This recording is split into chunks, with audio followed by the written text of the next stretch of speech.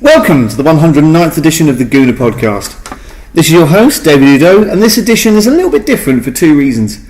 Firstly, we're recording on a Friday evening, which is fairly uncustomary, and secondly, we've been ordered from on high to produce one long podcast instead of three shorter ones per recording session. So enjoy this, as it'll be all you're going to get until next month. We're convening 2 days before Arsenal's second Premier League fixture of the season away to Stoke, having sat through a goalless home draw with Sunderland last Saturday. So who has survived the summer and done enough of a pre-season to sacrifice the start of their weekend and join us this evening? Firstly, one of the highest paid men in showbiz. He's forgone the early evening train home to the posh part of Kent to be with us.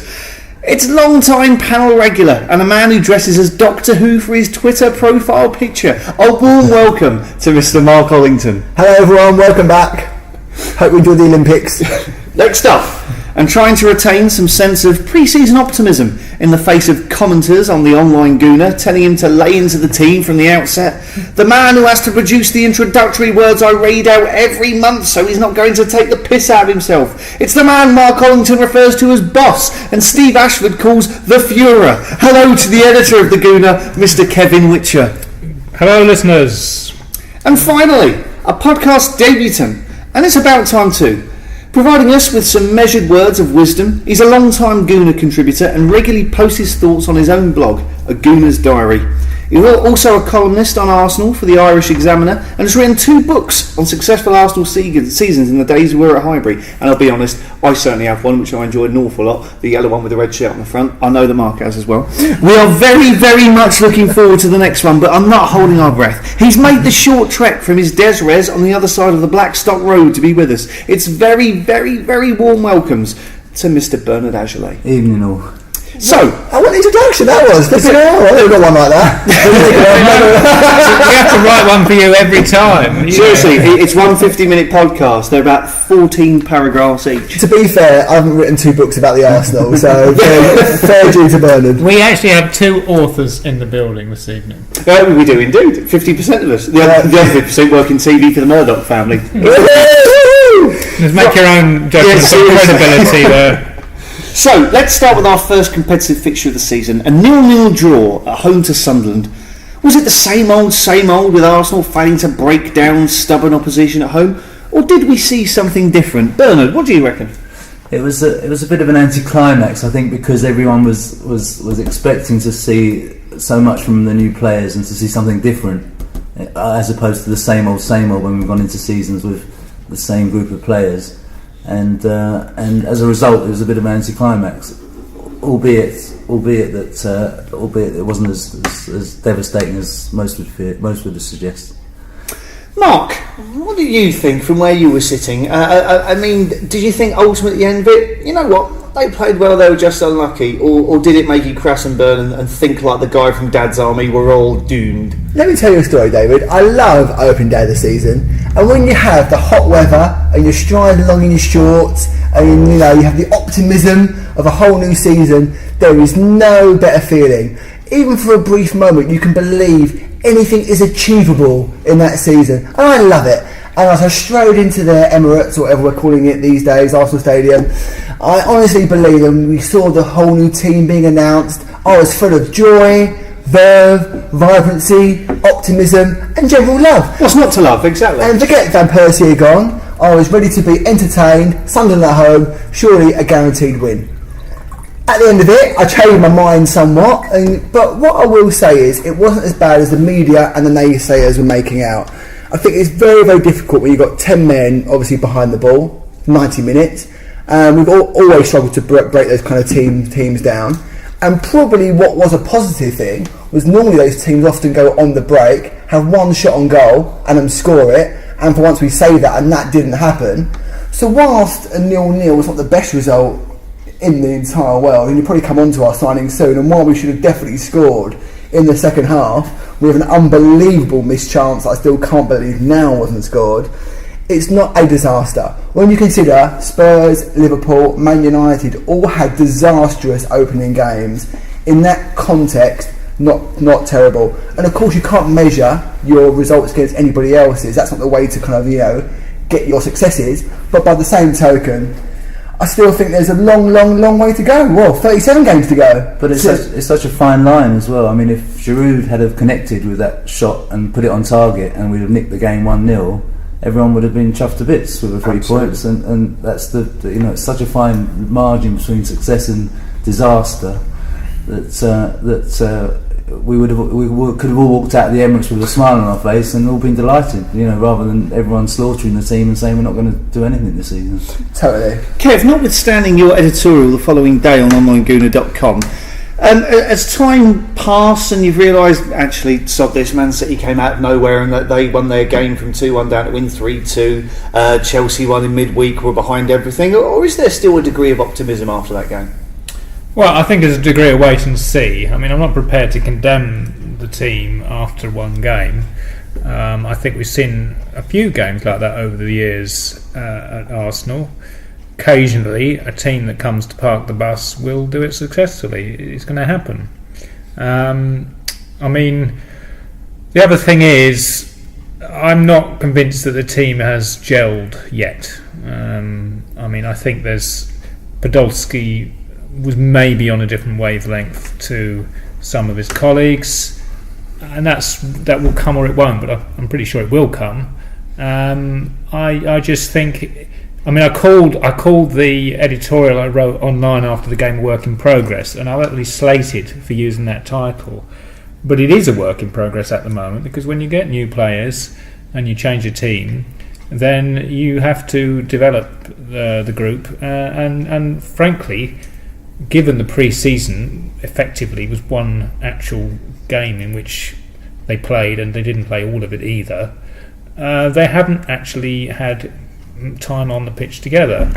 So it's just, we're unfortunate victims of the fact we couldn't take a lot of players that went to the Euros over to the Far East and get them bedded in. We had a week in Germany and one friendly to do it, and it hasn't happened yet, and you wouldn't expect it to either. So although it was frustrating, we did create some half-decent chances and one glorious chance. On another day, as has been said, would have been a 1-0. It just, the dice didn't roll for us. But, I always remember, when I think about start of seasons, I remember when Manchester United won the Premier League for the first time, they got 1 point out of their first 3 matches. So, I'm not going to write the team off after one match as some people want me to, because I'm always prepared to give Arsene Wenger a chance, and I want to be proved wrong. I want him to prove me he can win another trophy at Arsenal, because I want Arsenal to win things, contrary to what some people believe.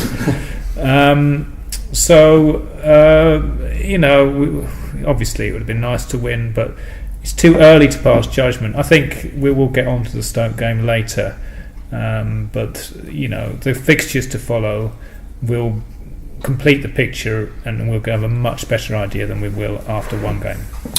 Work in progress being the title of your editorial. I mean, I think it's summed an awful lot up. The same as your comments have, but I mean, obviously the 3 most important things, I suppose, from that game were the new players individually and collectively, I suppose. I mean, Bernard, what did you think of Cazorla, Giroud and Podolski? Okay for you? Work to be done? I think Kev's right in the sense that to parachute 3 new players into an unfamiliar lineup, generally Arsenal-wise, it would have been more surprising if they'd have gelled in their first competitive game and it had all been beautiful football and we'd have all been, sitting there with our tongues hanging out.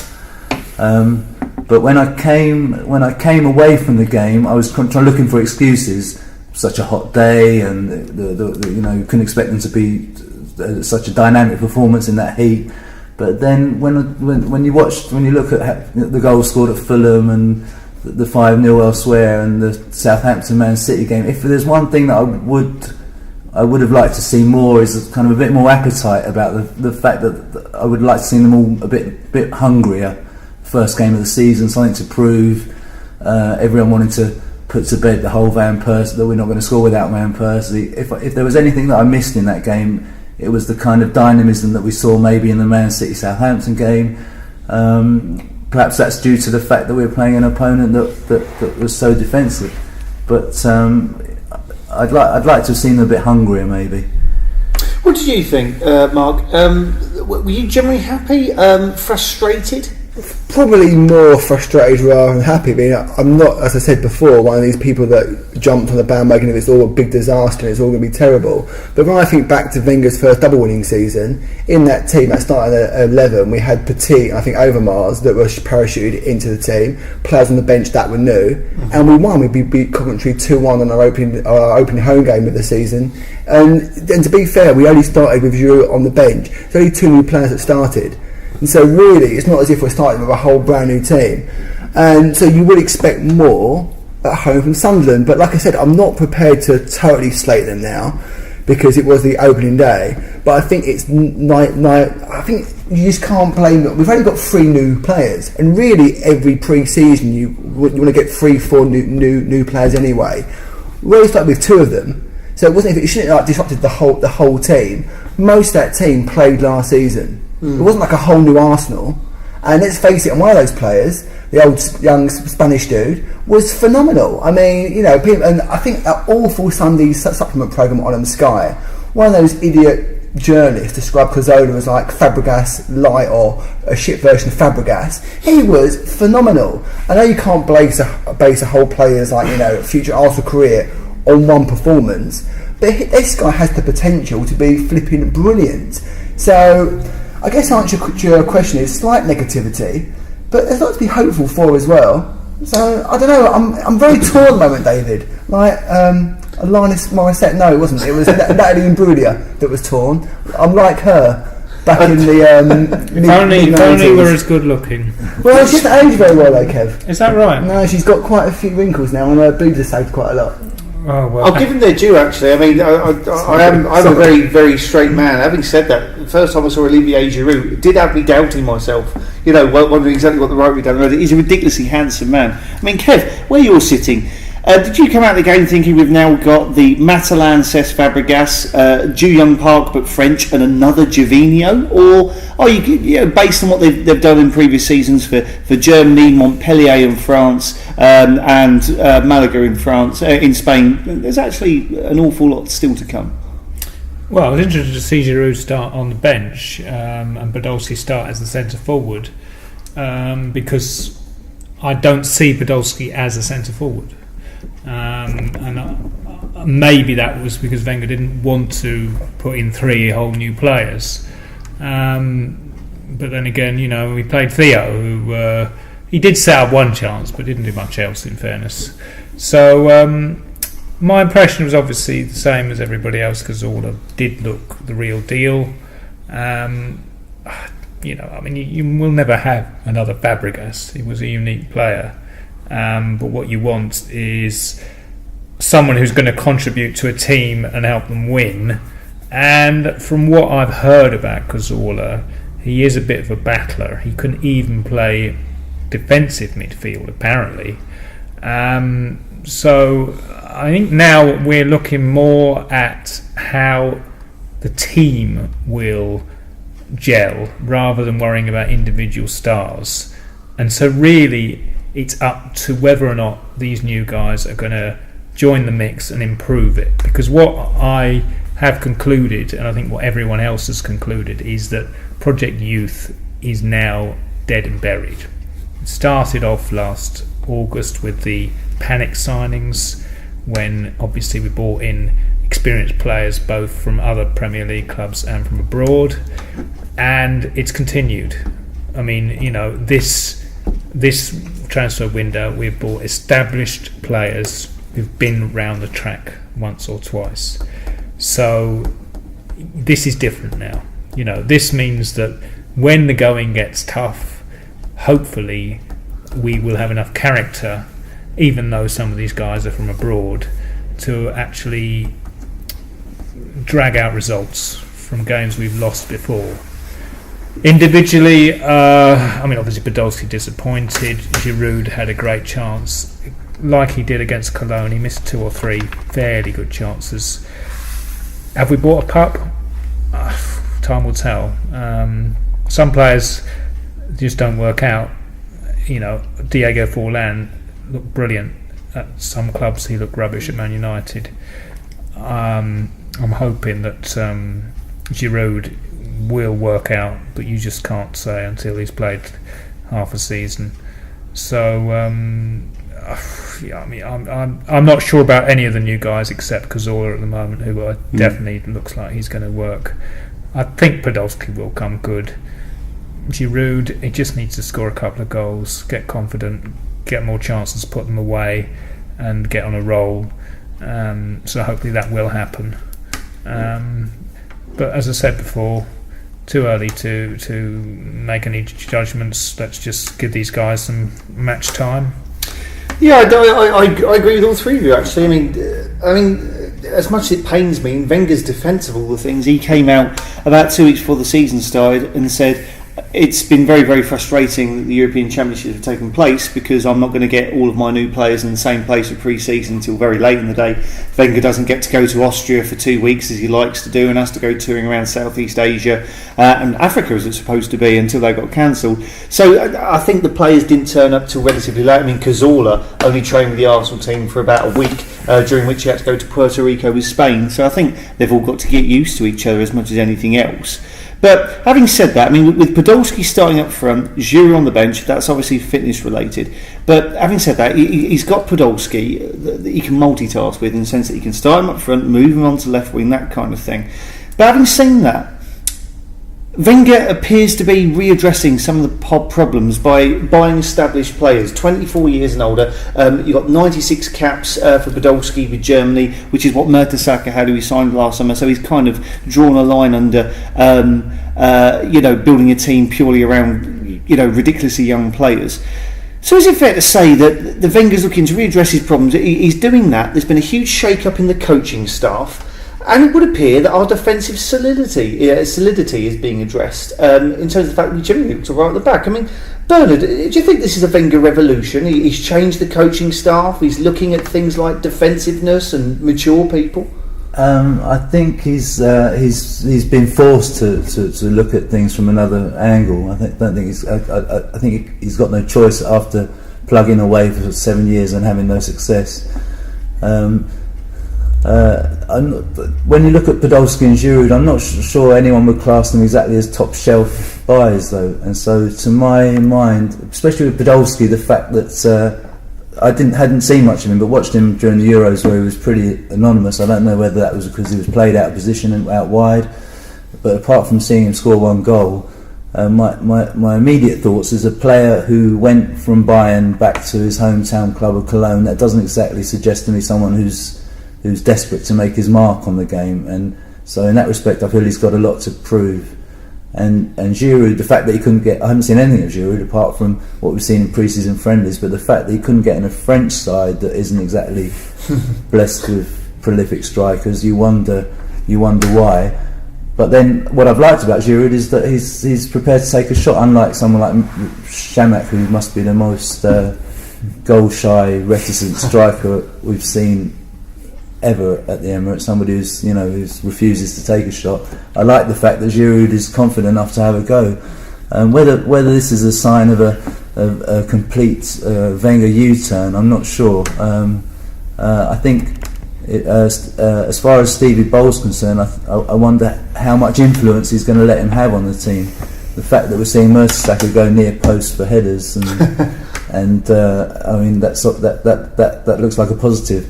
Whether it's going to result in a more stable defence that means that we can afford to sell Alex Song, who knows? Let's see what happens. What do you think, Mark? I mean, Bowley is the assistant manager. Neil Banfield coming in. I thought he was going to be brought in to put the cones out for the warm-ups, but evidently Bowley did all that last week. I mean, is that part of Wenger's revolution? Is there a revolution? I mean, how do you think the coaching staff's doing?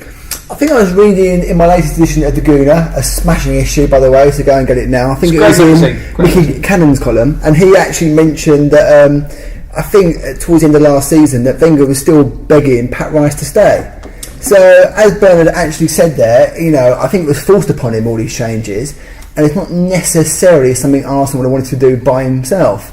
But Bold is there now, and he didn't go out of the club. Apparently, as well, to get off topic slightly, Van Persie, in his demands to him, had a list of 2 or 3 kind of coaches he thought should come into the club, all external. Really? And obviously Steve Bold wasn't on that list.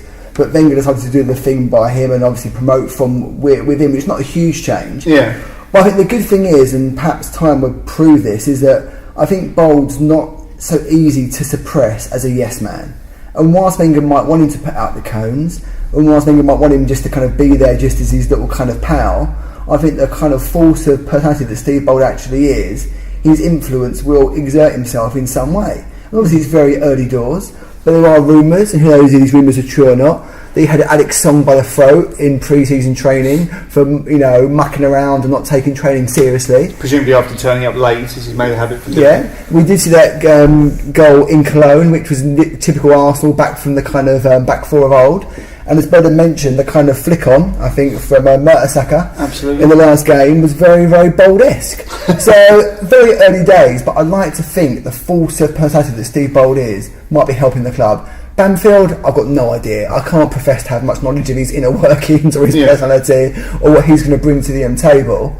But even though the Bould thing might have come about in a very roundabout fashion because Wenger had to kind of promote someone, I hope it's actually going to prove to be a masterstroke just due to the sheer majesty of Steve Bould. Who knows? But, it could prove to be a good thing.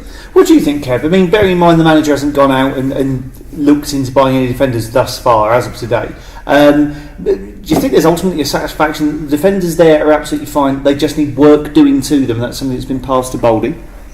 Yes. I think the defenders we've got are probably good enough. I just think for a long time it's been a matter of organisation and mental focus, to almost paraphrase Wenger, but we don't concentrate. I mean, this will get on to Alex Song in time, but he's symptomatic of certain mental indiscipline which we have been guilty of in our own half, which has led to opposition goals more than once. So my hope with Bould is that he will instill this thought process whereby, in a way, there's less football in our own half. We've been guilty of playing too much football too close to our own penalty area for too long. Looks pretty, when it comes off, but it can be a liability. And the one thing about Bould is you would say he's a safety first merchant.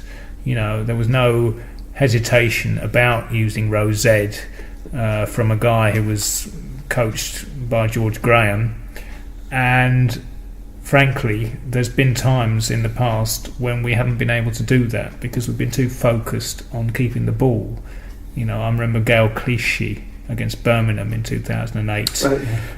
Just boot the bloody thing out, you know what I mean? So I also read, I think it was Vermaelen, but someone said we've been working a lot in pre-season on defensive shape and defending as a team, and when I did read that, it encouraged me greatly, but at the same time I thought, we're doing this now?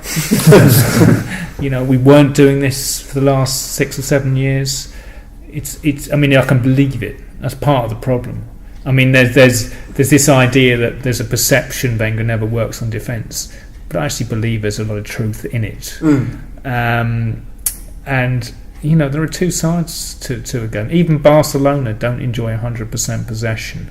They've got to work sometimes to stop the opposition scoring, and you've got to have that side of your game addressed. And you're going to win matches by both attacking and defending.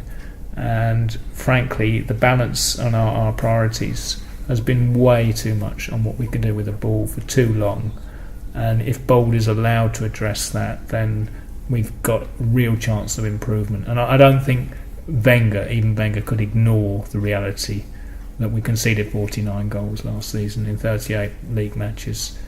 That won't happen again. There's no way it's going to happen again. It's just how much we can improve, and hopefully Bould will bring about a significant improvement. 49 goals in 38 games. It's an unfortunate record. You say 49 with regards to Arsenal Football Club. You think about the Invincibles from 2004 to 2005. However, 49 now will always go down as the amount of goals we conceded last season.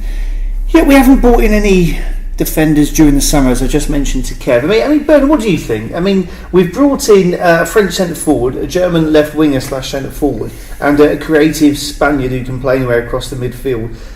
In terms of going out, we've let our best player to go, a defensive midfield player to Barcelona, and a couple of kids have buggered off as well. What do you think about the ins and outs? Are you generally happy with it, or is there an awful lot more to do in this last week? I think I can't imagine that he would have I can't imagine needing to sell Alex Song without having something in mind as a replacement. So with Sahin having fallen through, whether it's Capoue from Toulouse, I assume that they've got someone lined up to fill that hole in the squad. But as I agree with Kev in the sense that what we've lacked for years is the discipline, some kind of discipline in defence, and there's a kind of element of complacency in the sense that if somebody did make a mistake, a glaring giving the ball away outside their own penalty area, you couldn't imagine anyone in that squad being afraid of the bollocking they were going to get back in the dressing room. And whereas you'd hope that Bold has the sufficiently commanding aura about them that he will create that element of fear that's been lacking for so long, and perhaps instill the sort of disciplinary regimen that will enable them to defend as a unit, which is basically it's not that we've lacked the players, we've lacked the cohesion of a defensive unit. And hopefully with Szczesny being more vocal and not as timid as goalkeepers as we've had in the recent past, and with the sort of centre backs that we've got now, I'm hoping that we won't need that defensive midfield, that role in front of the defence won't be so crucial. The defence won't need to be protected the whole game because they can defend. Well, it's interesting. I mean, I think we're changing to one holding midfield player now. You know, I think that the formation has changed, and in a way, it's quite adventurous. It's quite worrying, but if the defence are going to play like a defence, you can get away with it. You know, especially if you've got one of your attacking midfielders who's willing to mix in. I mean, I don't know. It's difficult to say from the Sunderland game how well we played defensively. I mean, Diaby in theory was supposedly playing with Cazorla in front of Arteta, but at times he did drop back. And I think if you've got one of your two attacking midfield players willing to do quite a bit of defensive work, you know, it can be fluid as long as you're doing the right things at the right time. But it would be nice to have the option of another defensive midfielder who really knows what he's doing. Arteta does. I'm happy with him. If Arteta gets injured, I'd worry a little bit. Even though we've got Coquelin and Frimpong? These are young kids. They're not really going to turn us into winners. They need a couple more years. You know, not quite up to the grade. In a way, though, I'd argue Song. I mean, we'll get on to Song, but he wasn't actually up to the grade for me either as a defensive midfielder. I think he could have done it if he had the right mindset. Especially if he'd been developed alongside a player like Vieira, who would have shown him the ropes a bit more. But I think part of the problem with having such a young team was there was not many players to pass on the baton in terms of teaching players what they can do. You know, if you had now Adams next to Kieran Gibbs, I think Kieran Gibbs will be a better player. Kieran Gibbs would be I mean, actually Cole wasn't brilliant as a fullback when he first came in, but he learnt well because of the guys he was alongside. And we've sacrificed that by going for Project Youth and suffered towards the end of seasons when in the big games we haven't actually had what's required to see out matches and get results. Mark, if we're essentially changing this year from a solid 4-2-3-1 to something like a 4-1-4-1 or a 4-1-2-2-1, which is exactly what Barcelona play, if that's what you know is going to be the plan for the forthcoming season, do you think Wenger's bought the right players that he needed? Do you think he's got rid of the players he had to? Are there any additional players that need to be bought? Anyone else you just want to get rid of? To be honest, David, When it comes to tactics, it's not my big speciality or strong point. I knew where I was back in the old days with 4-4-2. It made so much more sense to me. And a few years ago, when we changed this 4-3-3 business, I've been confused ever since as to who plays where and who plays what. I don't understand it. What I will say though, and what I'm very passionate about on the transfers ins and outs, is once again, as we currently stand, we're £5 million in profit on players that we've bought and we've sold. When you look at the 3 million that we've got for Vela, £1 million for Carl Bartley, 15 million for Song, 25 maximum for Van Persie, it comes to £5 million more than the 3 players that have come in that we've made in profit. I'm sure it comes out as more as that. I'm pretty certain that the press is exaggerating on how much we spent on our players. I'm pretty certain it's £2.50 to start with, and then an extra few quid every week. So when you consider the £14 million profit we made from last season, and what really gets me about some Arsenal fans is they make out that we sold Nasri and Fabregas last season, went on this huge spending spree on transfer deadline day. What they fail to realise is that we didn't spend anywhere near as much as what come in. So we are so up in the amount of cash that has come in, and once again we're in a position where we are underspending compared to the money that's going out of the club. And if Walcott goes, and don't forget, you might have that come up in your topic a bit later, I'm not sure, but Walcott's got 1 year left on his contract.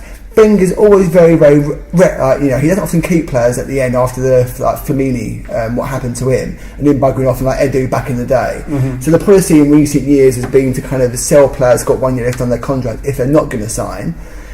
We've got a week left to work out what Walcott's actually going to do. If we sell him, we are potentially in a position where we've made £20 million profit.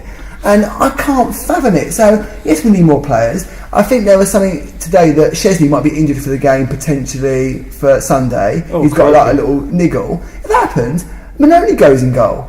And we need a decent backup keeper. We need another midfielder.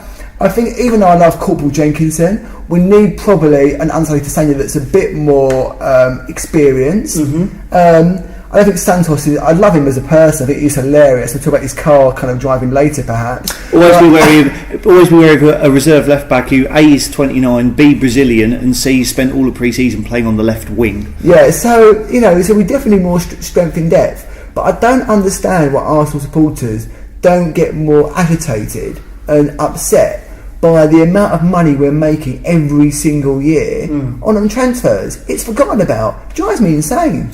It's a profit-making machine.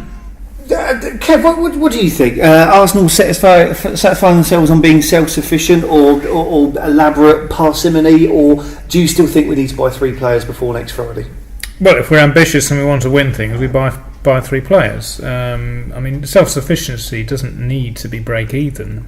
You can use your profits to be self-sufficient as long as you don't go into debt. Exactly, Kevin. So, frankly, Ivan Gazidis' constant trumpeting about how the club is being run is bullshit. We're not self-sufficient. We're a long way below that. We are parsimonious and tight. The question then becomes, okay, is that a boardroom level decision, or is it the manager? And I do believe it is the manager. And I think this is where David Dean is desperately missed. Dean would actually say to Arsene, okay, you want this guy, leave it to me. And Dean would spend a couple more million on him than Wenger would be prepared to. And Wenger would swallow it, because ultimately he was working in tandem with Dean and he got on with Dean. Now Wenger seems to be in sole charge of the decision on the money, and he is absolutely obsessed with the concept of value, which is why Gary Cahill in the summer of 2011 was too expensive for us, so he ends up going to Chelsea in January and helping them to win the Champions League. Because ironically, he scored the exactly same fee as Per Mertesacker at £8.5 million. Because he went in January, and he's English. And he's English. And if we tried to get, I don't know what the fee was in August. I suspect it was 12 or 13 million. I don't know, but we wouldn't pay it. And you've got to wonder how many players we've missed out on because Arsenal is so, and I don't swear often, but fucking tight. and it's the one thing that really frustrates me, because we've moved to this new stadium, we're making a great deal of money, we moved on the promise of we will now be able to compete with the big guys. We're not using all the money that's coming into the club on the field. It's in the bank. It doesn't win you titles when it's cash in the bank. It wins you titles when it's on the fucking field, wearing a pair of boots, even if they're pink. Yeah, I wouldn't mind if we broke even. The last 3 or 4 years, we made something like a £50 million profit in the transfer market. I believe there was £80 million in the Arsenal players' bank account, so to my understanding, at the end of the transfer market last season. That's the player trading account. That's it. Which covers transfers and wages for the year. And I mean, when we do talk about this, we must remember that the amount spent on transfers and wages is combined, and the club could turn around and say, well, actually, you think we made 14 million profit in the transfer market. It was all spent on wages. But then you could argue, Kev, couldn't you, that it's your fault you're playing players like Shamak and Scalacci 60 grand a week. There's been some terrible decisions made on wages. There's no question about that. And he's also he's a victim of his own success, Wenger, because by working the oracle every season of nicking a Champions League place, he's expected to do it every year. And I think the bottom line is, you look at our squad now, apart from Jack Wilshere, which of our players would walk into any of the other top teams? And you struggle to name any. Chesney, I don't know. You're clutching at straws to find any of those players that could walk into Man United, Man City. And so overall, the quality of our squad overall, year on year, is going backwards rather than forwards. Bernard, let's say I'm Law and Gazidis at Arsenal, and you'll all love this. I've managed to do a triple deal with AC Milan. I've managed to sell them Nicholas Bentner, Andrei Arshavin and Sebastian Scalacci for a combined fee of £25 million. I'm going to give you that money, the £15 million we've made already, that £40 million, and you can buy 3 players between now and the end of the transfer window. Who do you get for Arsenal? That's not made up money. That is a realistic sum. Okay, not necessarily £40 million, but if you desperately need 3 players before the end of next week, who do you get? I'd probably phone Brian Loudrup up and ask him. Seeing as he's the one who seems to be able to pick up the bargains at the minute. Yeah. I mean, that's Michael Loudrup. Michael Loudrup at Swansea. Yeah. I think Wenger's problem is that he's so fixated on this value issue that he won't go the extra mile to buy the players that we need, because he's afraid of getting his fingers burnt. A la our Fox in the Box, the last English disaster that he bought. Franny Jeffers, and as a result, we're buying mediocre players, and there's this thin line between gambling on giving them a long contract and mad wages to ensure they can't get pinched, and ending up stuck with them for umpty years because no one else will buy them and pay them that sort of money, and it's a difficult line to tread. And the ultimately you're judged on how successful you are, and at the moment the amount of dead wood that we've got sitting on our books doesn't reflect too well on him. Crikey, I've not done it in the well way. Don't you think though we're almost like an Aston Villa, Everton, Fulham type club? Or a mid-table selling club. But players like Mertesacker, Podolski, even Giroud, those type of players you always imagine at clubs like Aston Villa, and I think we're pretty much in a way fast approaching it, i.e. those kind of players you take a punt on might become good, but not your world class players, not your total superstars, not even your old Wenger type signings of unearthing diamonds. They're players that you've basically heard of, played for their national team quite a few times, but they're not superstars. And to me, Mertesacker encapsulates everything about the brand new Arsenal. He's got loads of caps, everyone knows him, one-known player, but actually just a bit above average. And that's pretty much the kind of player. And if he was that good, why didn't anyone else buy him? Exactly, Bernard. You could not imagine Mertesacker at Man U or Chelsea or City, could you? He's the one player that encapsulates the modern Arsenal to me. Crikey. So it sadly does mean there is some truth in those rumours that we were in for Kevin Morales, the Belgian centre forward, who's turned us down to play first team game at our mid-table rivals Everton. Sadly, I think you're right. It could be like that. I mean, Kev, by name, anyone that you particularly want, or is it just a question of Wenger knows the positions he needs to fill, will take anyone?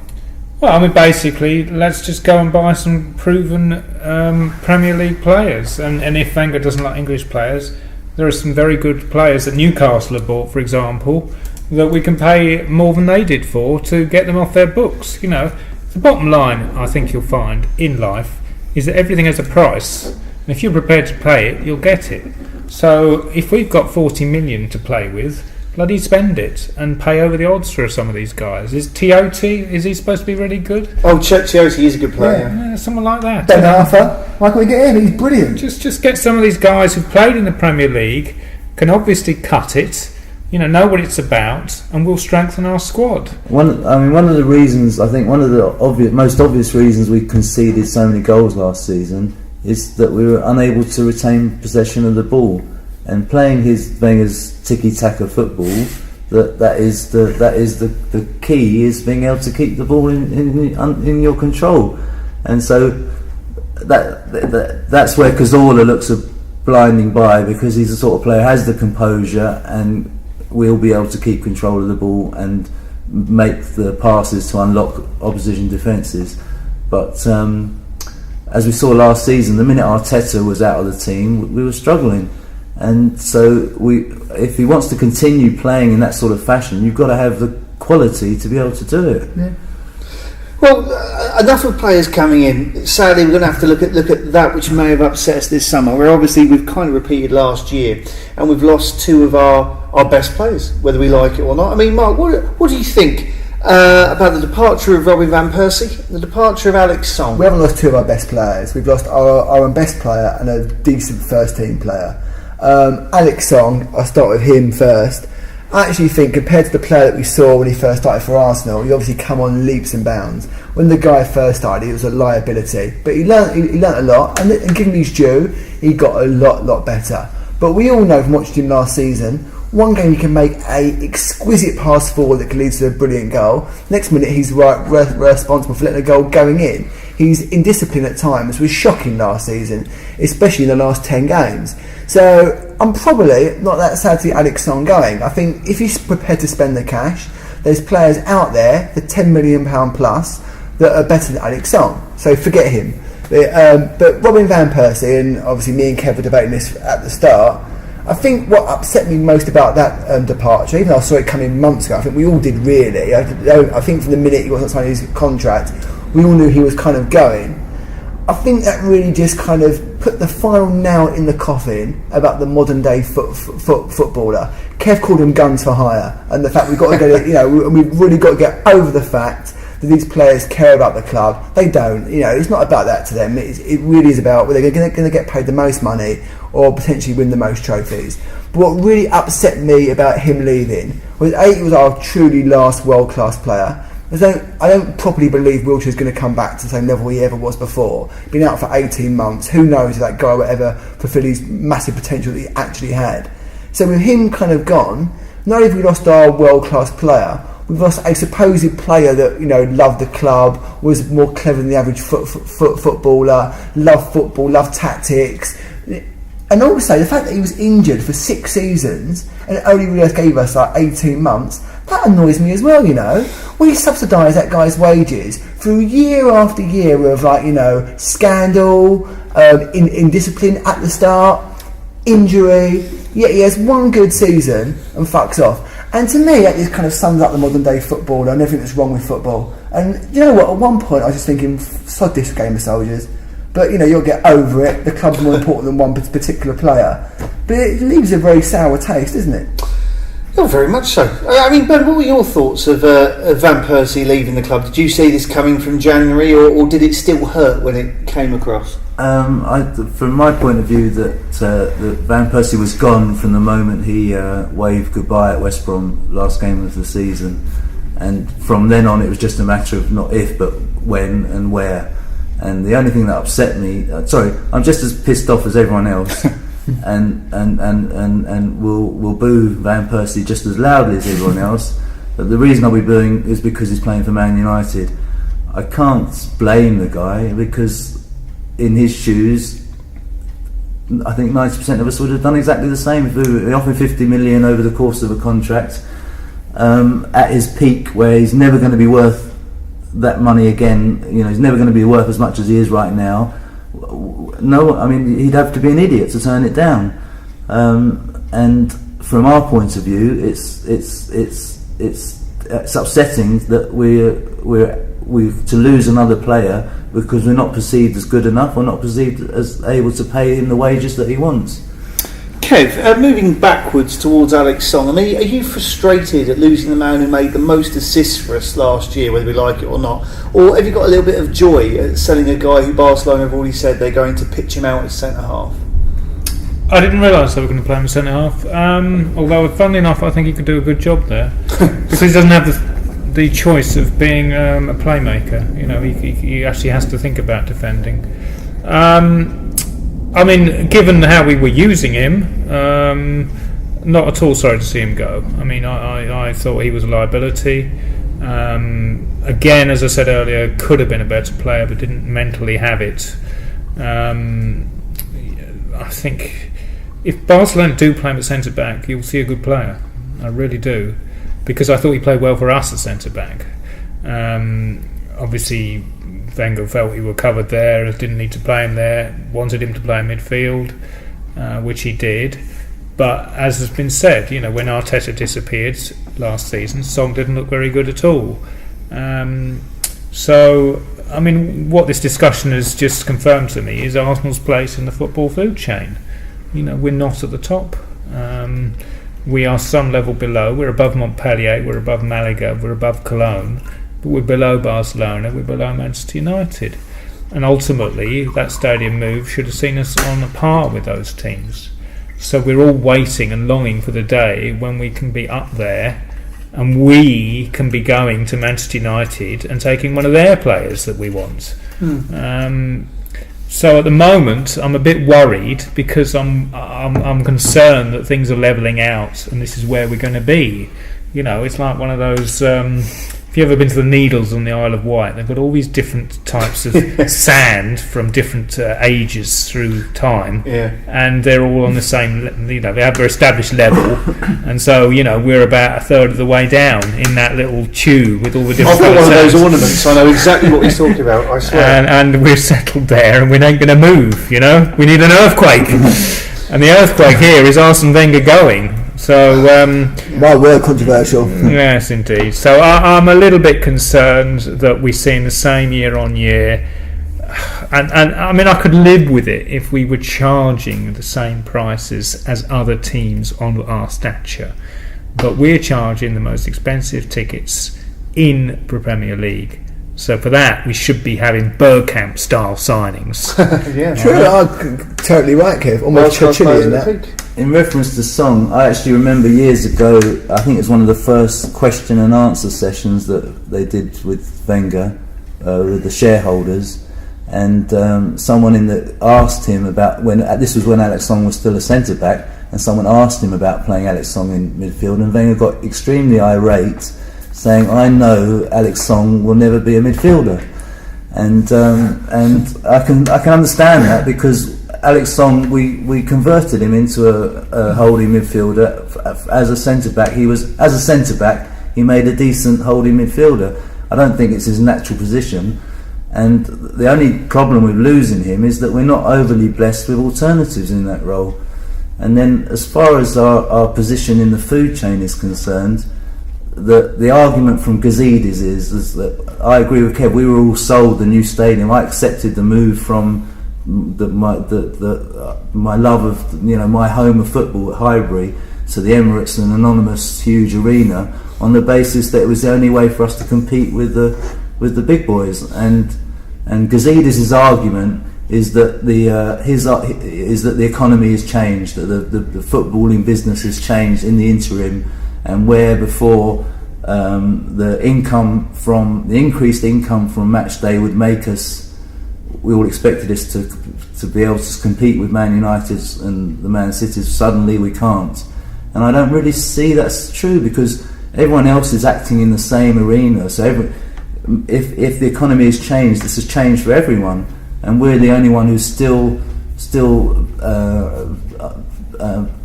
looking like the B movie to everyone else's hit show. Well, the crucial thing to remember is that we were competing with Manchester United before Chelsea came along with their money, and since Chelsea came along with their money, and more latterly Manchester City, Manchester United have managed to stay in there.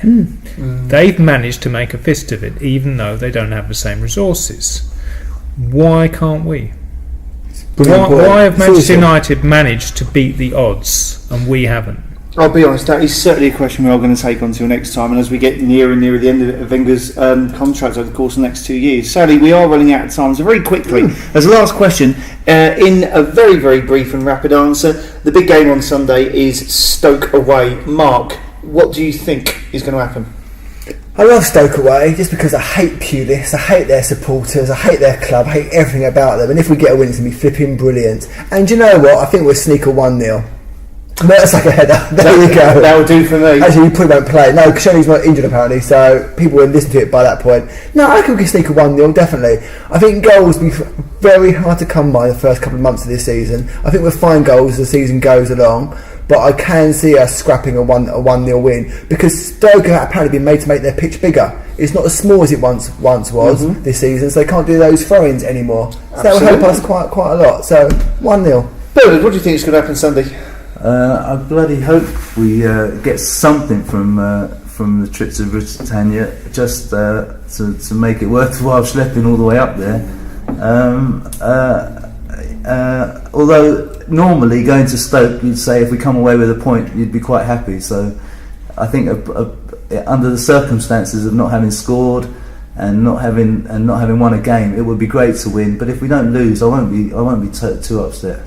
Kev, what do you think? Easy win? Well, a marvellous test of character for the slightly new look side. Interestingly enough, I think we'll see a lot more of what effect Steve Bould has been allowed to have. So I'm really looking forward to it because I think it's going to answer quite a few questions, and it could be a very, very enjoyable afternoon if Arsenal have come through and show character. So I'm thoroughly looking forward to the game. I'm still optimistic, because it's too early for me to sort of given up this season. We're going to have a few games. We're going to see what the new boys are like. We're going to see what the old boys are like with a new assistant coach who's not Pat Rice. I want to see us battle. I want to see a real committed performance, and I'm looking forward to one. We used to do that about 10 years ago. I remember going to games like Bolton away, always on a Tuesday night in February, and we'd always win 2-0 with a goal in the first half, goal in the second half. It was generally always Lundberg and Wiltord scoring the two Martin goals. Keown normally gets sent off. Seriously. Also, I think Stoke's come at a very good time. We play in like January, February time when the ground's muddy, cold, chungering down with rain. Games that Cazorla wouldn't turn up for. Yeah, it's a very different proposition to a sunny afternoon. I doubt it's ever sunny in Stoke, but do you know what I mean? It's a different to like a summer's afternoon in August. It makes it easier for us. Well, I think Cazorla's a battler, and I think we'll see that at Stoke. We'll have to keep our fingers crossed. Unfortunately, we've nearly reached the conclusion of our new style.